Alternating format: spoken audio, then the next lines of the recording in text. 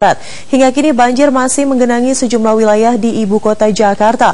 Namun sebagian warga masih memilih untuk bertahan di kediamannya. Informasi selengkapnya akan dilaporkan oleh Rahka Susanto dari kawasan Petamburan, Jakarta Pusat. Selamat malam, Rahka.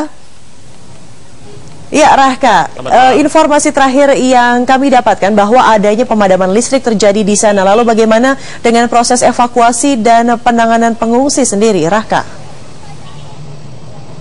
Widya, sampai dengan saat ini masih terus berjalan proses evakuasi yang dilakukan dari pihak TNI, polisi bekerjasama dengan warga sekitar. Namun memang tidak banyak warga yang ingin dievakuasi menuju tempat yang lebih kering atau tempat yang lebih tinggi dari genangan air banjir. Malah sebagian besar warga lainnya tetap bertahan di rumah mereka.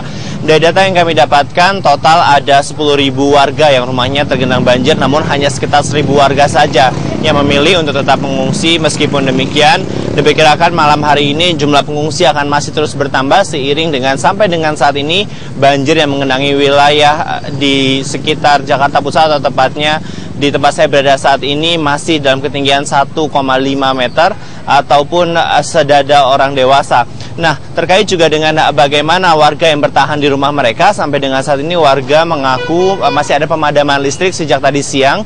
Selain itu juga salah satu hal yang sangat menyulitkan warga adalah karena memang pasokan air bersih sama sekali tidak ada, sehingga untuk memenuhi kebutuhan hariannya mereka harus terpaksa keluar dari wilayah genangan banjir untuk mendapatkan suplai air bersih.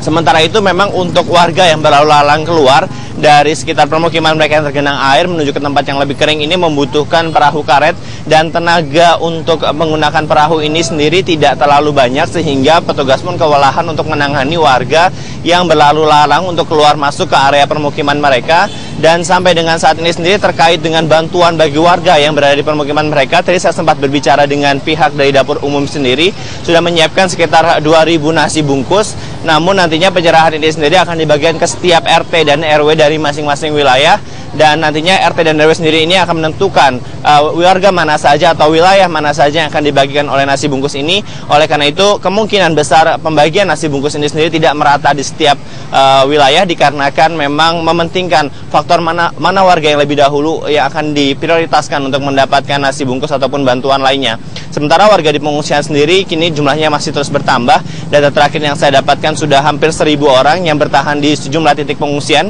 Ada belasan titik pengungsian, dan sampai dengan saat ini warga sendiri masih mengharapkan bantuan, utamanya berupa makanan kebutuhan balita ataupun juga susu formula untuk anak-anak mereka.